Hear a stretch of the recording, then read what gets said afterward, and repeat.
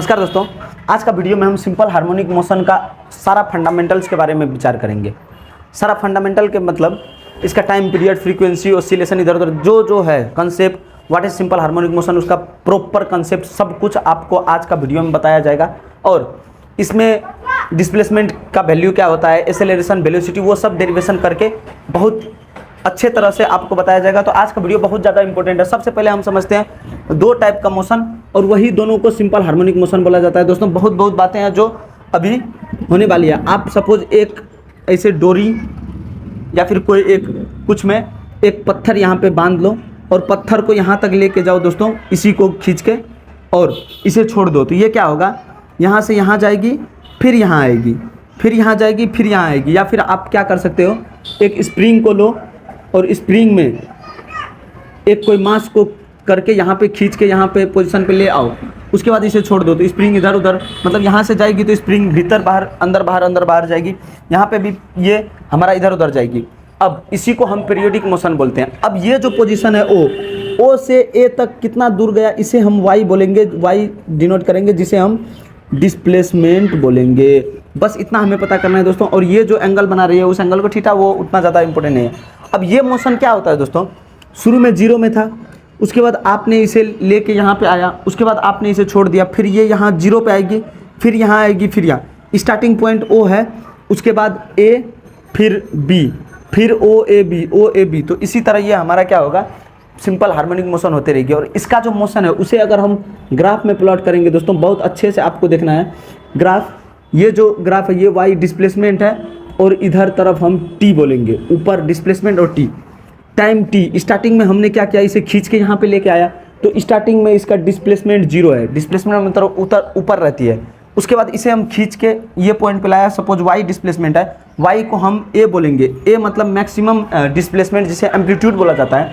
अब थोड़ा देर के बाद ये क्या हुआ, यहाँ पे मैक्सिमम पे आया, उसके बाद डिस्प्लेसमेंट आप देखो, यहाँ ए मतलब जीरो से ओ से ए पोजीशन पे चला गया है और इसका डिस्प्लेसमेंट मैक्सिमम हो चुकी है। अब इसे यहाँ से छोड़ेंगे, फिर ये जीरो पे आएगी, फिर ये इसका डिस्प्लेसमेंट जो है जीरो, टाइम तो बढ़ रही है दोस्तों, लेकिन इसका डिस्प्लेसमेंट फिर क्या हुआ, यहाँ मैक्सिमम पे था, वहाँ से फिर जीरो पे आया, फिर इधर गई मैक्सिमम, जितना वाई इधर गया उतना ही वाई इधर भी जाएगी ये। तो अब क्या होगा, डिस्प्लेसमेंट सेम होगी, ये जो डिस्प्लेसमेंट है ये सेम होगी, लेकिन नीचे की तरफ यानी कि निगेटिव की तरफ। फिर इसे छोड़ने के बाद फिर ये जीरो में आएगी, बढ़ते बढ़ते जीरो, फिर इधर। तो इस तरह से दोस्तों आपको ये समझना है, ओ ए, फिर O B, O A B. तो इसका जो मोशन है, ये मोशन इस तरह से जाते रहेगी, आते रहेगी, मतलब यहाँ से यहाँ, यहाँ से यहाँ, यहाँ से यहाँ। तो इसी मोशन को हम बोलेंगे सिंपल हार्मोनिक मोशन। अब यहाँ पे दोस्तों एक चीज़ आपको क्या विचार करना है, अब सपोज मैंने कुछ लटका के रखा है, अब यहाँ गया, छोड़ देने के बाद ये यहाँ जाएगी, फिर यहाँ जाएगी, फिर यहाँ जाएगी, फिर यहाँ जाएगी।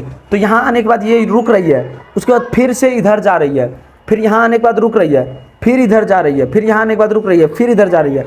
और दूसरा बात दोस्तों, इसको जितना ऊपर हम लेके जाएंगे, जितना ज़्यादा दूर लेके जाएंगे, उतना स्पीड में ये अंदर आएगी। इस स्प्रिंग को जितना ज़्यादा खींचेंगे उतना स्पीड में अंदर आएगी। इसका मतलब है दोस्तों, इसका जो डिस्प्लेसमेंट है वो जितना ज़्यादा करेंगे उतना ही स्पीड में अंदर आएगी, मतलब जितना इसका डिस्प्लेसमेंट है उतना ही इसका एक्सेलरेशन ज़्यादा होगी, सिंपल हार्मोनिक मोशन। और दूसरा बात है पीरियोडिक मोशन। पीरियोडिक मोशन मतलब दोस्तों एक फिक्स टाइम में हम जो काम रेगुलर करते हैं उसे पीरियोडिक मोशन बोला जाता है। जैसे आप सुबह 9 बजे स्कूल जाते हो, 5 बजे आते हो, 9 बजे जाते हो, ये आपका पीरियोडिक मोशन है, क्योंकि रोज़ आपको करना होता है, फ्राइडे से लेके मतलब संडे से लेके फ्राइडे या फिर मंडे से लेके सैटरडे तक, तो उसे हम पीरियोडिक मोशन बोलते हैं। सिंपल हार्मोनिक मोशन भी पीरियोडिक मोशन की तरह ही है, एक फिक्स टाइम में जा रही है, आ रही है।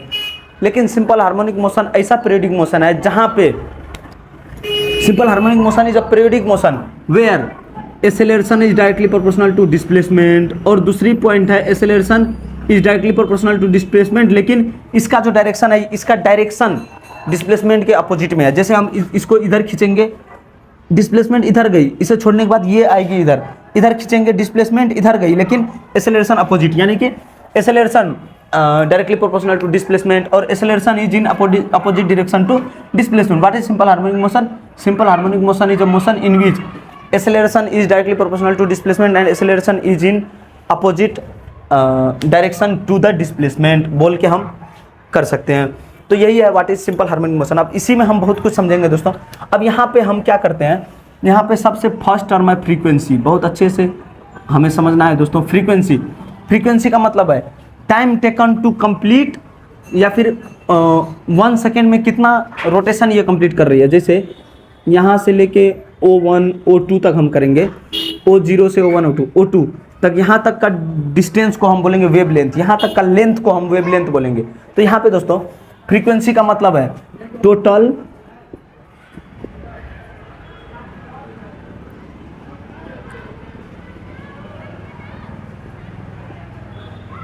इसका मतलब दोस्तों 1 सेकेंड में कितना बार, इसे हम एक कंप्लीट ऑसिलेशन बोलेंगे। 1 सेकेंड में कितना बार कंप्लीट ऑसिलेशन बन रही है उसे हम उसका फ्रीक्वेंसी बोलेंगे। यानी कि अगर इसका फ्रीक्वेंसी 5 है तो 1 सेकेंड में ये 5 बार अपना ऑसिलेशन, मतलब इतना डिस्टेंस 2 बार ये गोल, यानी कि एक सर्कल आप बोल सकते हो। जैसे ऐसे सर्कल है तो एक सर्कल ये 1/4 1/4 1/4 1/4 पार्ट है, तो ये हाफ सर्कल, नीचे वाला हाफ सर्कल, एक कंप्लीट सर्कल 1 सेकेंड में कितना बार कोई भी हमारा हार्मोनिक मोशन कर रही है उसे हम बोलेंगे फ्रीक्वेंसी। अब दोस्तों टाइम पीरियड,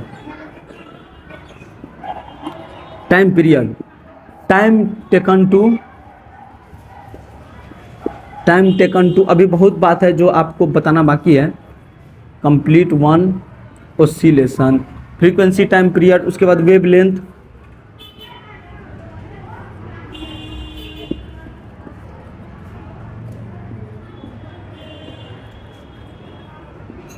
और यहाँ पे आप वेवलेंथ भी देख सकते हो। एक कंप्लीट ऑसिलेशन में कितना डिस्टेंस कवर करती है उसे इसका वेवलेंथ बोलेंगे। अब यहाँ पे हमें फ्रीक्वेंसी इक्वल टू 1/टाइम, ये सब फार्मूला रिलेशन आपको पता रहना चाहिए।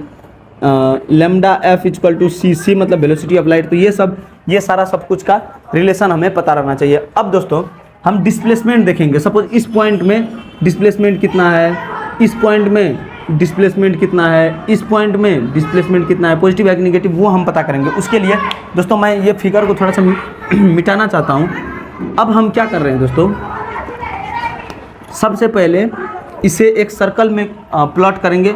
सर्कल का ये जो पार्ट है ये हमारा डिस्प्लेसमेंट, इस टाइप से हमारा मोशन हो रही है दोस्तों। आपको फिर से एक बार देखना है,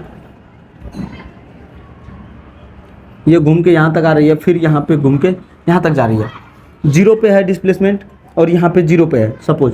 अब इसे 0 से हम मैक्सिमम करेंगे तो ये मैक्सिमम पहुँच चुकी है। अब मैक्सिमम पे डिस्प्लेसमेंट, ये हमारा डिस्प्लेसमेंट का लाइन है y, तो ये डिस्प्लेसमेंट मैक्सिमम हो चुकी है। अब फिर मैक्सिमम होने के बाद फिर 0 पे आएगी, फिर 0 पे आई, उसके बाद फिर ये मैक्सिमम पे जाएगी, नीचे वाला मैक्सिमम पे जाएगी, उसके बाद फिर ये 0 पे आई 0।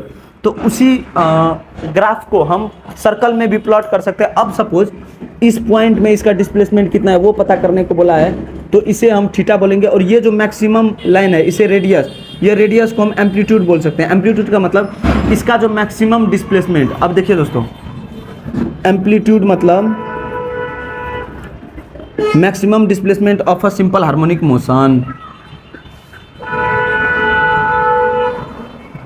अब यहाँ पे क्या करेंगे हम, इस पॉइंट पे, ये पी पॉइंट पे अगर हमें डिस्प्लेसमेंट पता करने को बोला जाए, ये थीटा है तो ये भी थीटा होगी, और इसे हम वाई बोलेंगे डिस्प्लेसमेंट, और ये हमारा जो है रेडियस, रेडियस को एम्पलीट्यूड बोलेंगे। अब हमें वाई निकालना है तो हमें पता है sine theta equal to P by H, और यहाँ से हम वाई पी है तो P equal to H sine theta. H का मतलब है यहाँ पे amplitude, radius, amplitude sine theta का मतलब है W2, क्योंकि दोस्तों हमें omega equal to d theta by D t, d omega equal to d theta by D t, angular velocity equal to angle by time taken, radian पर second.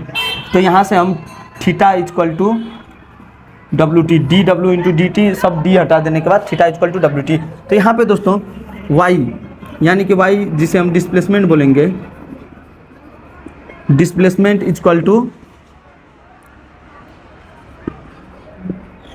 ए sine W_T। तो यहाँ से दोस्तों y equal to a sine W_T, जो कि बहुत ज़्यादा important है एग्जाम पॉइंट ऑफ व्यू से। अब दोस्तों अगर हम वेलोसिटी फाइंड करने की कोशिश करेंगे, वेलोसिटी भी, वेलोसिटी का मतलब है डिस्प्लेसमेंट बाय टाइम टेकन, तो derivative of A sine W_T by D T, इसे हम करेंगे, ए बाहर आ गई है, derivative of sine W_T by D W_T into D W_T by D T. अब ए का ए है, साइन का cos W_T into W T का डब्ल्यू होता है, तो यहाँ पे हम लिखेंगे A W cos W T. तो दोस्तों डिस्प्लेसमेंट, वेलोसिटी सब हो चुकी है और फ्रीक्वेंसी वगैरह आपको थोड़ा बहुत पता है। अब हम यहाँ पे एक्सेलरेशन निकालेंगे, जो कि डेरिवेटिव का ये फंडामेंटल है, बस डेरिवेटिव का बहुत बेसिक है, जिसे हम चेन रूल के थ्रू वेलोसिटी का वैल्यू हमने फाइंड किया। अब एक्सेलरेशन का वैल्यू फाइंड करेंगे दोस्तों। एक्सेलरेशन भी बहुत ज़्यादा सिंपल है, D V by D T. तो डेरिवेटिव ऑफ वी, वेलोसिटी का मतलब है A W cos W T by D T.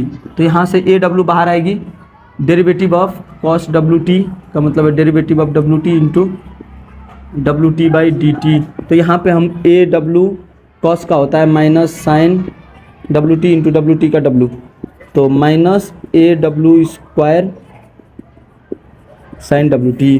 तो दोस्तों हमने डिस्प्लेसमेंट का A sine W T, velocity का A W cos W T, उसके बाद हमारा एक्सेलरेशन का A W square sine W T, मतलब एक्सेलरेशन और डिस्प्लेसमेंट साइन फंक्शन है, वेलोसिटी कॉस फंक्शन है। चलिए दोस्तों दूसरा वीडियो में हम इसका ग्राफ समझेंगे, और कॉस वेलोसिटी डिस्प्लेसमेंट से आउट ऑफ फेज रहती है, मतलब कि डिस्प्लेसमेंट और एक्सेलरेशन सेम फेज में जाती है, सेम टाइप से। जैसे यहाँ पे डिस्प्लेसमेंट जीरो है, यहाँ पे डिस्प्लेसमेंट मैक्सिमम है, तो वेलोसिटी यहाँ पे मिनिमम होगी, लेकिन एक्सेलरेशन मैक्सिमम होगी, क्योंकि डिस्प्लेसमेंट और यहाँ पे एक्सेलरेशन और डिस्प्लेसमेंट दोनों साइन फंक्शन है, वेलोसिटी कॉस। तो एक्सेलरेशन वेलोसिटी अलग है, जस्ट अपोजिट है, क्योंकि साइन 0 1 होती है, कॉस 0 0 हो जाती है। तो ये सब बातें हम दूसरा वीडियो में अच्छे से ग्राफ में समझेंगे, वेलोसिटी, एक्सेलरेशन और डिस्प्लेसमेंट का ग्राफ में। बस आपको इतना समझना है, एक्सेलरेशन और डिस्प्लेसमेंट सेम है। यहाँ पे अगर एक्सेलरेशन मैक्सिमम है तो डिस्प्लेसमेंट मैक्सिमम, जहाँ डिस्प्लेसमेंट 0 है तो एक्सेलरेशन भी वहाँ पे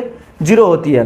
क्यों? क्योंकि दोनों साइन फंक्शन को फॉलो करती है। ये सब बातें हम दूसरा वीडियो में ग्राफ में समझेंगे। अगर आपको इस टाइप का वीडियो अच्छा लगता है तो आप हमारे चैनल को जल्दी सब्सक्राइब करके हमारे साथ बने रहें, और बहुत जल्द आपका सारा कोर्स फिजिक्स केमिस्ट्री मैथ का यहाँ पे आते रहेगी। चलिए मिलते हैं दूसरा वीडियो में, तब तक के लिए धन्यवाद।